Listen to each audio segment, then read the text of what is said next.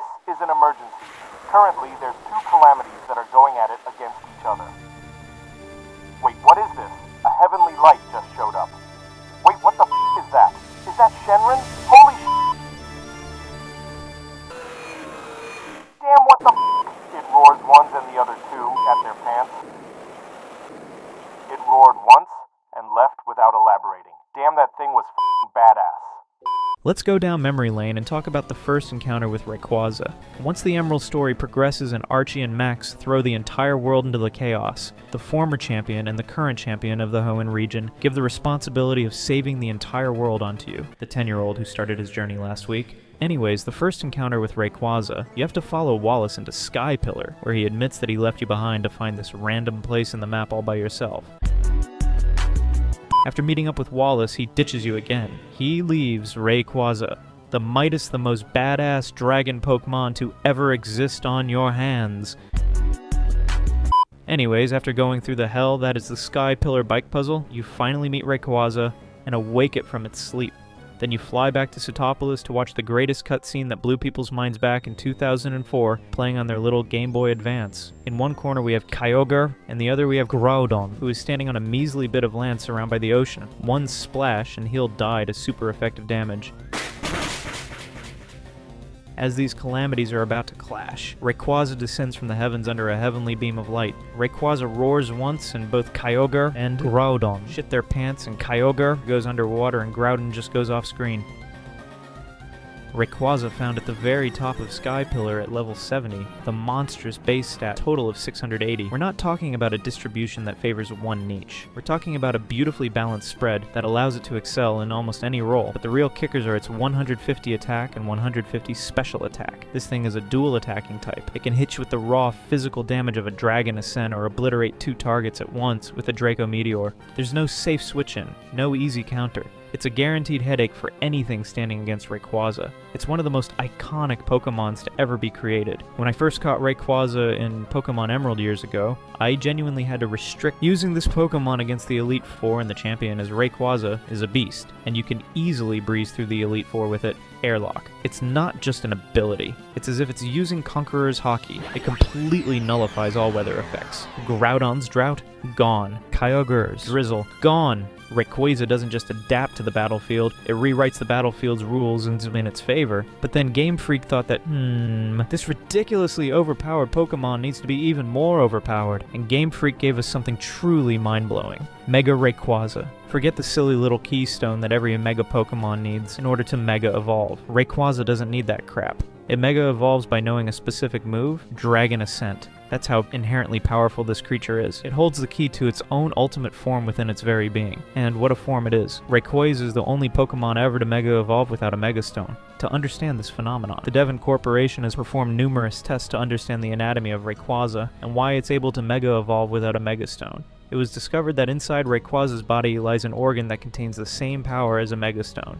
The Devon Corp scientists named this organ the Mikado organ. This organ inside of Rayquaza's stomach worked by consuming meteorites as Rayquaza flies through the stratosphere. The Mikado organ actually fills up with enough energy to Mega Evolve from eating all the meteors. Mikado, Emperor of the Heavens. The Mikado organ within Rayquaza, responsible for its Mega Evolution, has a deeper meaning. Mikado is an archaic Japanese term for the Emperor of Japan. The Emperor was historically seen as a divine figure, a heavenly emperor.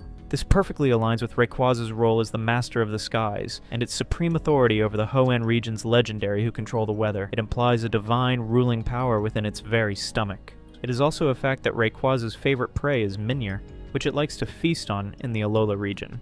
The design transformation of Mega Rayquaza is nothing short of majestic. Those glowing, flowing tendrils, the sharper, more aggressive aesthetic. It screams cosmic serpent of ultimate destruction.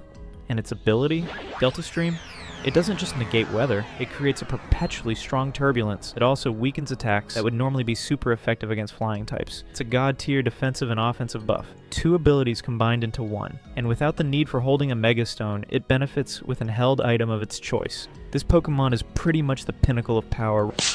The Ziz connection. While Quetzalcoatl is a major influence, Rayquaza also draws inspiration from the Ziz, a gigantic, mythical, bird-like creature from Judeo-Christian mythology. The Ziz, along with the Leviathan, a sea monster, and Behemoth, land beast, forms a trio of primordial creatures. This directly parallels Rayquaza's role as the master of the Weather Trio. A few months ago, there was a huge Pokémon leak, and it solidified the theory of the Pokémon hierarchy and the order of the Pokémon universe. From this image, we can see that the Pokémon world was created with Arceus in the center, Dialga and Palkia in by Arceus' side, and the Lake Guardians. Then right outside that we can see the Weather Trio. Let me know if I should cover the secret storyline after the Pokémon leaks in the comments, and also be sure to like and subscribe. Thanks. Rayquaza's Mega Evolution stats, which are actually so powerful that in Smogon's single battle rule set, Mega Rayquaza was almost instantly banned, and a new tier was created specifically for it called Anything Goes, because its power was like no Pokemon that could stand against it. In Pokemon Omega Ruby and Alpha Sapphire, you need to become the champion first, and then the Delta episodes open up, and then only can you catch Mega Rayquaza. You embark on a new quest involving a mysterious character named Zinnia,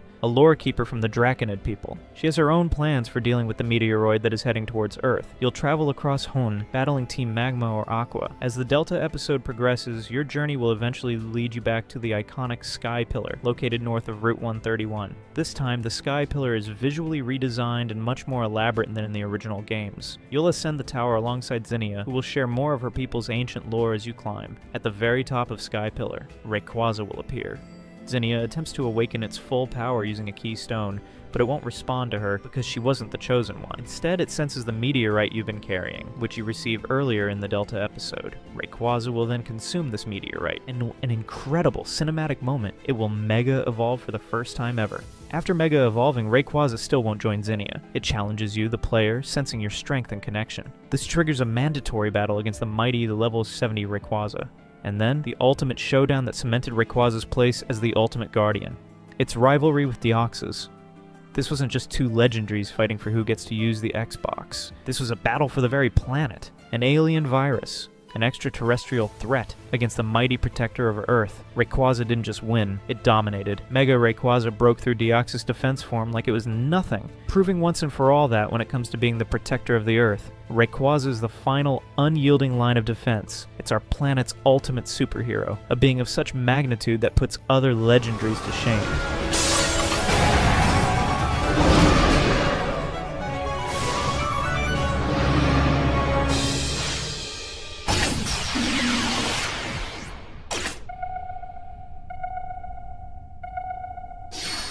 This video is inspired by ET37's video on why Giratina is peak fiction, so go check that out as well. So yeah, when we talk about Rayquaza, we're not just talking about a Pokemon. We're talking about an icon, a memory, a primal force of nature that perfectly embodies power, balance, and ultimate badassery. It is, without a shadow of a doubt, peak fiction. Be sure to like and subscribe, and go watch this video about the entire storyline of Pokemon Emerald.